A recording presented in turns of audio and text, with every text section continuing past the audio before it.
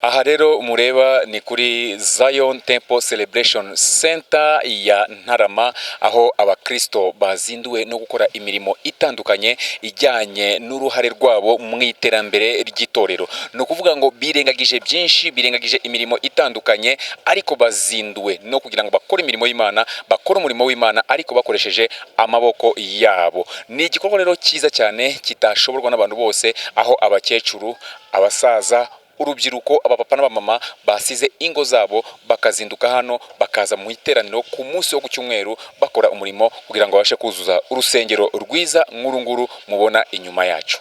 Itorero ni ahantu duhurira hamwe twese, buri muntu akabera urugingo, agafashanya, akagira icyo afasha mu bushobozi afite kugira ngo umurimo w'Imana ubashe gutera imbere. Ariko ibyo ni imyumvire, ikiba gikenewe nuko umuntu yigishwa akagera kuri urwo rwego ashobora kumva yuko nawe ni umugisha ku bandi, cyangwa se nawe imbaraga ze zirakenewe n'Imana kugira ngo umurimo wayo ubashe kujya imbere.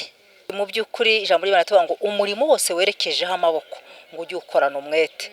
Rero hariho ababumva wenda ko bitabareba, ariko ntekeza ko nta n'umwe umurimo utareba, kuko iyi ni inzu ya data twubaka, ntabwo ari inzu y'umushumba, ntabwo ari inzu ya runaka. Aha ni ahantu ho gukirizwa.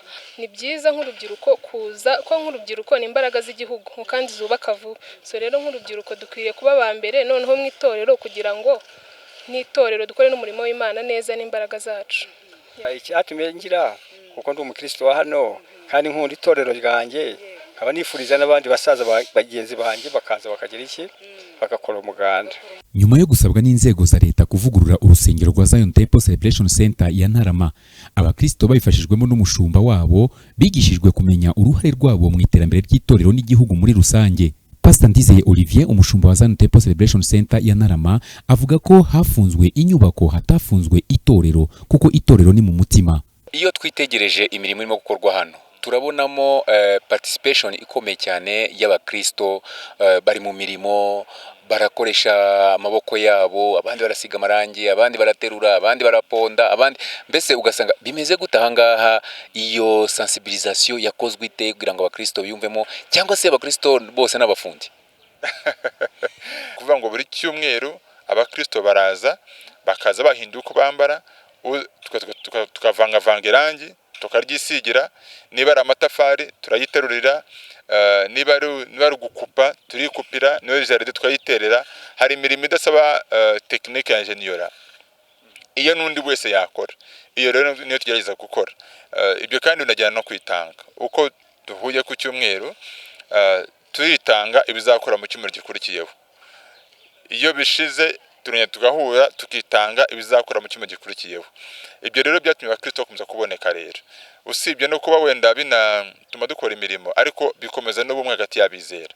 Ntibanyanyagire, ntibamere nk'aho itorero ryafunzwe. Babwira ngo hafunzwe inyubako, ntabwo hafunzwe itorero. Yongeyeho kandi ko uyu mushinga warambitsweho ibiganza n'umushumba mukuru w'itorero Zion Temple ku isi, intumwa Dr. Paul Gitwaza. Mu minsi ijana dusuye hano, yasize harambitse ikiganza, yasize hasengeye kugira ngo imirimo uri hano habwe umugisha. Dufite ishimwe ko iryo sengesho uyu munsi ryarashubijwe, tumaze kubona inyubako bivuye kure, ariko Imana tujijwe buntu, Imana mu mugisha. Usibye kubaka urusengero, hari n'indi mishinga myinshi itandukanye izakorerwa kuri Zion Temple Celebration Center ya Ntarama, izafasha cyane cyane abana n'urubyiruko. Frank Mario Sebudandi, TVO mu Bugesera.